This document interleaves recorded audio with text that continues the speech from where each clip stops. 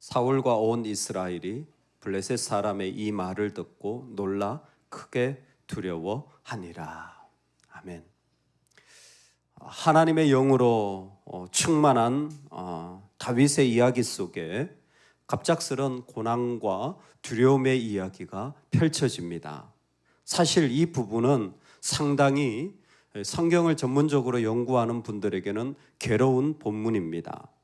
그냥 블레셋 사람이 왔네라고도 말할 수 있겠지만 갑작스러운 이 본문의 등장으로 말미암아 과연 앞에 있는 그 사울의 창기 든 자가 무기 든 자가 되어진 그 다윗의 모습과 다윗을 잘 알아보지 못하는 사울의 모습을 보는 17장과 어떤 연결을 지어야 되는지, 그리고 이렇게 좋았던 분위기가 갑자기 이렇게 어려워지는 부분에 대한 연결점이 쉽지 않기 때문입니다. 중요한 것은 이것입니다. 블레셋이 왔다라는 것입니다.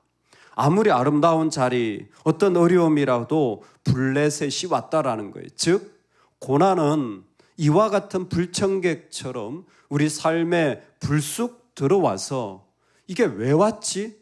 왜 이렇게 되었지? 어떻게 연결되는지 우리 나름대로 해석을 하려고 해도 잘 해석되어지지 않는 것이 바로 이 블레셋의 등장이라는 사실입니다.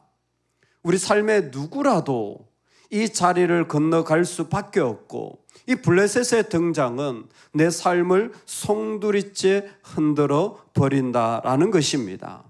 여러분, 오늘 우리에게 이 고난이라는 것이 다가올 때에 이것은 우리를 만드시는 하나님의 손길의 자리가 되기를 주의 이름으로 축원합니다.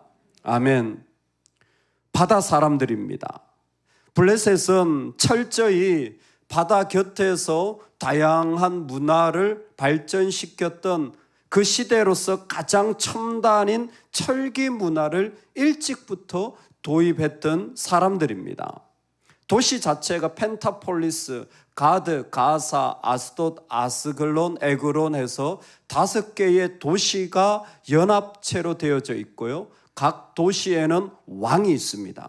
그래서 전쟁에 나가면 이 5개의 도시가 합쳐서 군사를 모으기 때문에 그 힘이 어마어마해지는 것입니다. 펠리스트임이라는 말이 블레셋이라는 발음의 원래 모습이에요.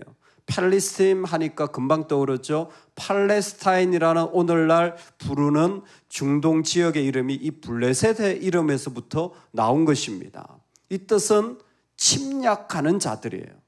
그러니까 이들의 정체성 자체가 마치 바이킹족처럼 늘 다른 나라를 침략하고 그리고 괴롭히고 침범하는 존재들이랍니다. 매일 조롱하며 이스라엘 군대를 두려움에 빠뜨린 것은 어떻게 보면 블레셋이라는 이와 같은 침범하는 존재, 내 삶에 갑자기 뛰어드는 어떤 어려움이 우리에게도 있다라는 것입니다. 여러분, 오늘 우리는 고난에 대하여 좀 이야기를 원합니다. 블레셋이죠. 블레셋의 이 껍데기 모습이 아니라 왜 블레셋이 이 고난이 나한테 어려움이 되는가입니다. 어떤 사람에겐 그 고난이 어려움이 안 될 수도 있습니다. 할렐루야. 여러분, 고난이 다 어려운 거 아니에요. 고난이 다 시험 들게 하고 고난이 다 아프게 하고 고난이 다 그것 때문에 넘어지는 거 아니에요. 어떤 사람에게는 정말 그 고난이 와도 고난으로 정금같이 만들어지기도 하고 그 고난으로 말미암아 하나님 앞에 서게 되어지기도 합니다. 앞에서도 나왔지만 사탄의 가시를 가졌던 바울은 오히려 그 고난이 끊임없이 하나님의 자리에 서게 되어지는 중요한 통로가 되어진 거죠. 그래서 우리는 고난에 대하여 분명하게 이해할 필요가 있습니다. 3가지입니다. 이것이 왜 우리한테 고난이 되는가라는 것입니다. 이게 왜 나한테 이렇게 힘든가라는 거예요. 여러분, 첫 번째가 뭐냐면 크기의 문제입니다. 인간은 이 크기의 문제에서 항상 넘어지는 존재예요. 크기의 문제를 여러분 극복할 수 있기를 주의 이름으로 축원합니다. 돈의 크기, 힘의 크기, 숫자의 크기, 이 땅에서 크기의 문제는 늘 고난이 되어져요. 우리가 살아가면서 사실 숫자가 작아지는 이 일 때문에 우리의 삶도 작아지고 힘들어지는 것처럼 느껴질 때 정말 이 본문을 기억해야 합니다. 블레셋이 내세운 첫 번째 고난의 모습은 크기의 문제였어요. 이 크기의 문제가 이스라엘은 극복이 안 되는 거예요.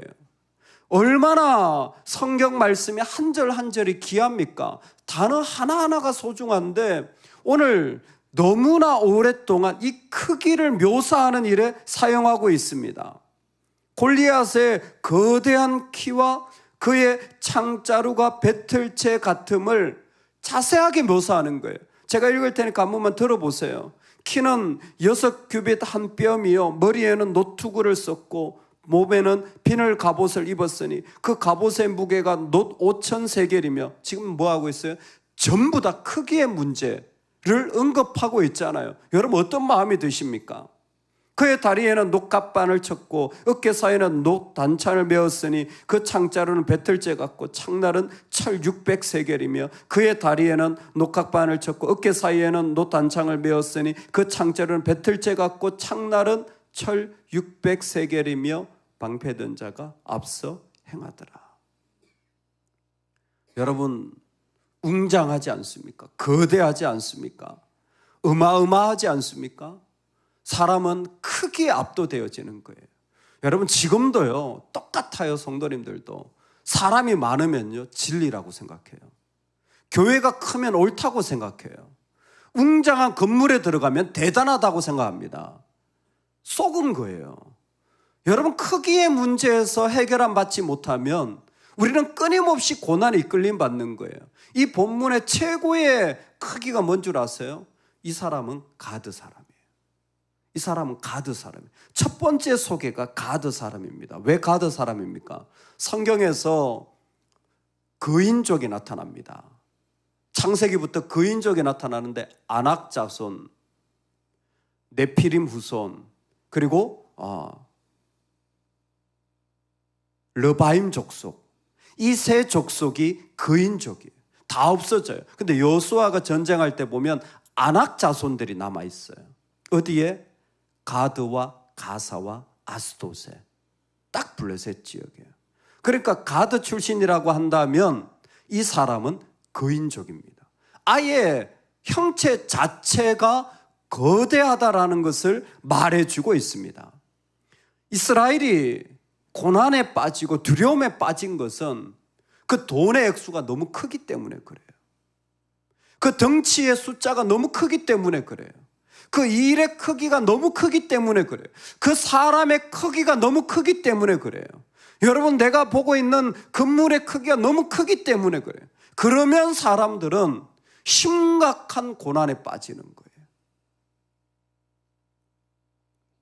큰 군대로 구원 얻은 왕이 없으며 용사가 힘이 커도 스스로 구하지 못하는도다. 군마는 헛된 구원이며 큰 힘을 의지하여도 피할 수 없도다. 시편 기자의 고백은 크기를 극복한 자의 모습입니다.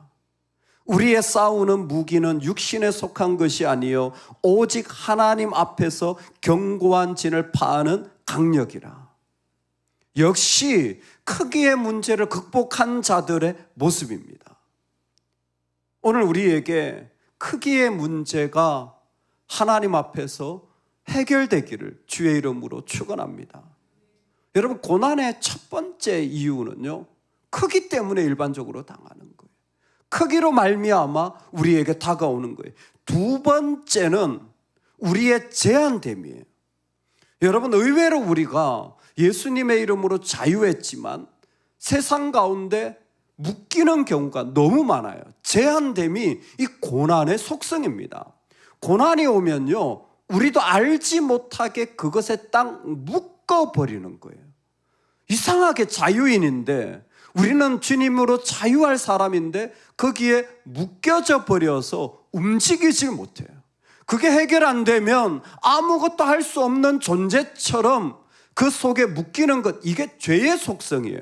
이게 우상의 속성이에요. 이건 하나님 나라 사람이 아닌데 고난은요 쉽게 우리를 묶어버립니다. 제가 한번 질문 한번 해볼게요. 아침이지만 그가 서서 이스라엘 군대를 향하여 외쳐 이르되 너희가 어찌하여 나와서 전열을 벌였느냐? 나는 블레셋 사람이 아니며 너희는 사울의 신복이 아니냐? 8절 말씀인데요. 여기에 제한되면 뭐가 있을까요? 나는 블레셋 사람이 아니며 너희는 사울의 신복이 아니냐? 사람의 말이 참 무서운 게 있잖아요. 말하면 언어 프레임이라는 게 생겨요. 그 말을 하는 즉시 그 말에 프레임이 생겨서 그 안에 갇히게 되어지는 거예요. 참 신기해요. 나는 블레셋 사람, 맞아요. 너희는 사울의 신복이다, 맞아요.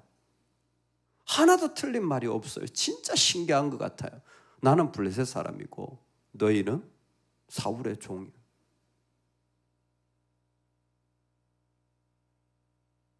이스라엘은 하나님의 군대입니다.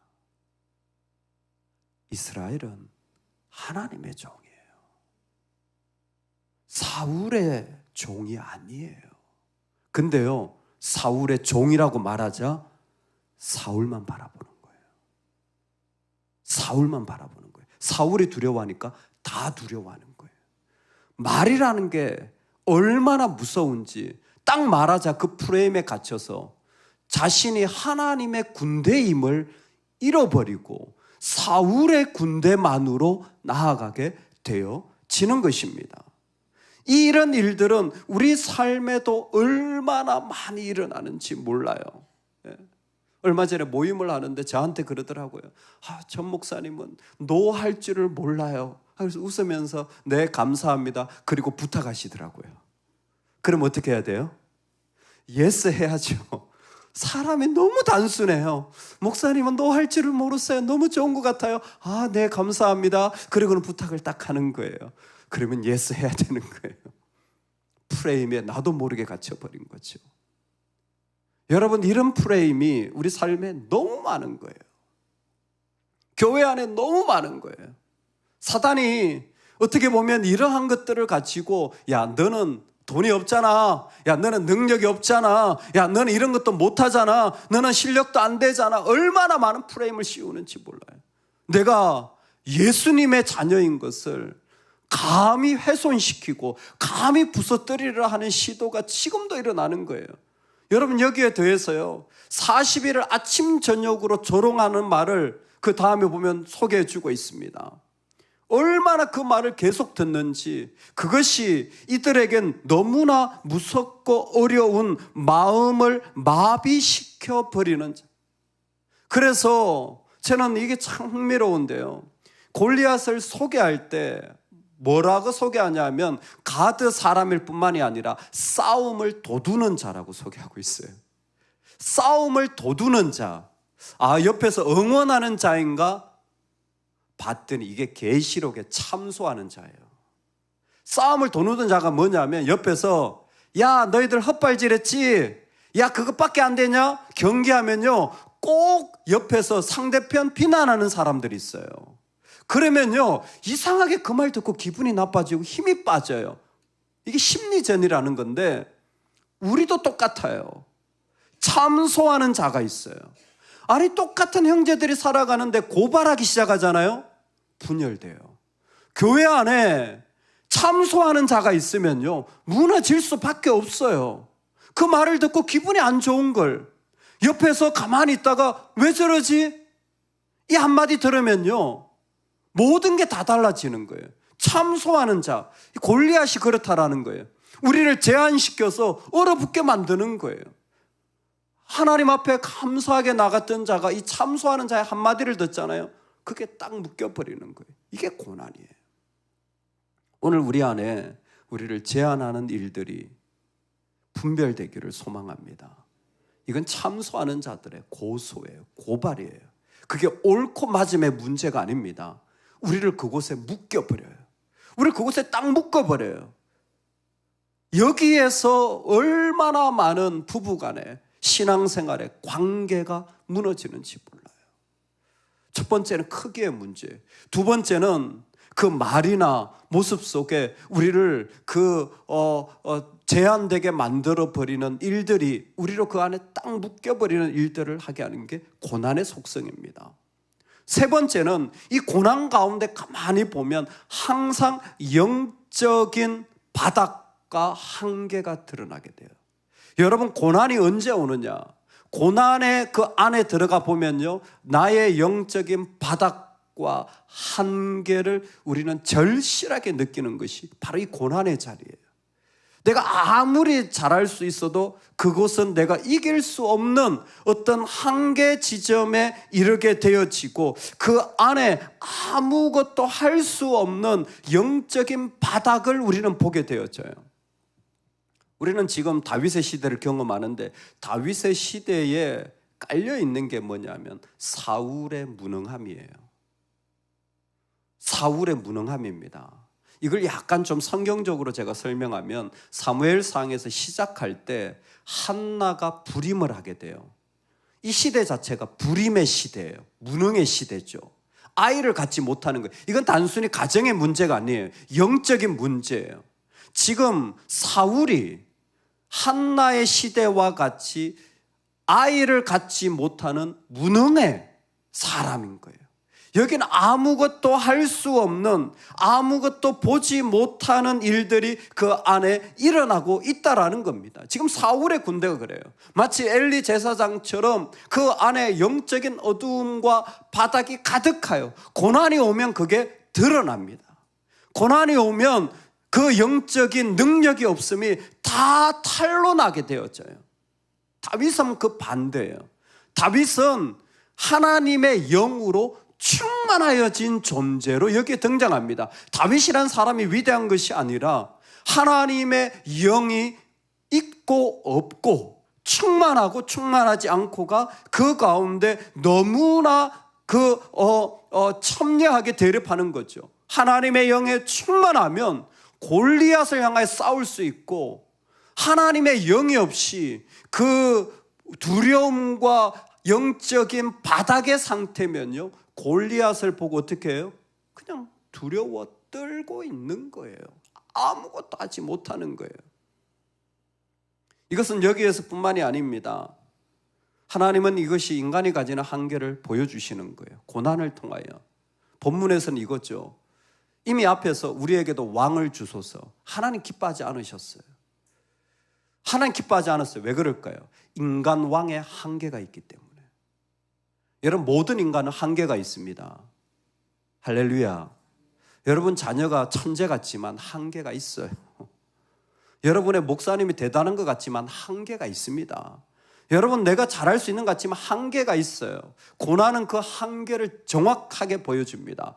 아, 이런 부분에 부족하구나, 안 되는구나, 인간 왕으로서는 이룰 수 없는 일들이 있구나, 그 한계를 보여주는 거예요. 고난을 통하여 우리는 그 자리에 서게 되어지는 것입니다. 오늘 고난이 어떻게 우리에게 다가오는지를 우리는 분명하게 알게 되어집니다. 갑자기 블레셋이 침략하는 자, 이들이 들어올 때 우리에게 첫 번째로 고난의 이유가 크기의 문제예요. 두 번째가 우리를 묶어버리는 제한됨이에요. 말이든지 아니면 그 속에 있는 어떤 조롱의 모습이든지 그 계속 고소하는 사람들, 그 사람들로 말미암아 모든 것이 멈춰버리게 되어지죠. 그리고 그 안에는 우리 안에 영적인 한계와 바닥도 보여지게 되어지는 거예요.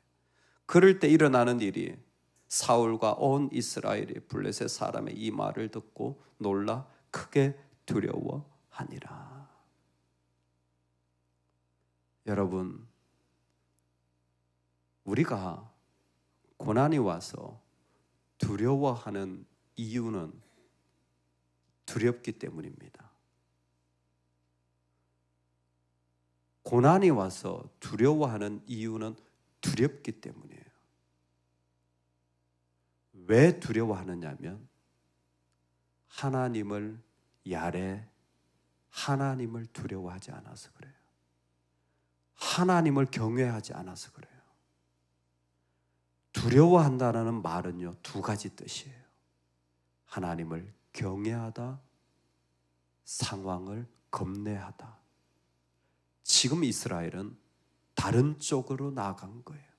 하나님 우리한테 말씀해 주시는 거예요. 야, 다른 쪽도 있어. 네가 인간적으로 두려워하는 길도 있지만 네가 하나님을 경외하는 길도 있어. 이스라엘은 고난 속에서 하나님을 경외하는 길을 잃어버린 거예요. 두려워 떨더라의 두려움이라는 말 속에는 인간을 두려워하는 것도 포함되어 있고 하나님을 경외하는 것도 포함되어져 있습니다. 이 말씀의 오묘하면 여기에 있어요. 오늘 우리를 향하여 하나님이 초청하시는 거예요. 고난이 왔니? 누구에게나 그 고난이 닥치고 고난이 없는 사람이 없고, C.S. 루이스의 표현처럼 고난은 하나님 나라의 확성기로, 메가폰으로 크게 우리를 깨우시는 놀라운 일들로, 빌리 그레함 목사님은 육체의 그 속박에서 그 영혼을 건져내시려는 하나님의 방법이 고난이라고 강력하게 외쳤는데, 그 고난이 없는 사람이 없어요. 그러나 그 고난을 볼 때에 오늘 우리에게 도전하는 거죠. 너는 하나님을 더 경외하는 자리로 가라. 하나님을 더 크게 보는 자리로 가라. 하나님이 나에게 있는 크기의 문제보다 더 크신 분으로 보여지는 은혜, 나를 속박하고 제한하는 것보다 하나님의 자유케 하심으로 말미암아 내 영혼이 나는 하나님의 사람이다, 나는 그 고소의 사람이 아니라 부족하지만 연약하지만 나는 하나님의 사람이다, 걸어갈 수 있기를 소망합니다. 내 영적인 바닥이 있고 내 영적인 한계가 있지만 나는 그러므로 말미암아 하나님으로 나를 채우리라. 내가 블레셋으로 나를 채우지 않고 하나님으로 나를 채우며 살리라. 내가 그렇게 살다가 썩어 문드러진다면 영원한 하나님 나라에 나는 주님과 같이 살아갈 하나님의 백성인 줄로 믿습니다. 오늘 고난이 다가옵니다. 우리 그 자리에서 우리의 모습 가운데 하나님의 크심과 내가 하나님의 자녀됨과 하나님 나라의 놀라운 그 영광스러움을 온전히 채우게 되어지는 은혜가 있기를 간절히 축원합니다. 아멘.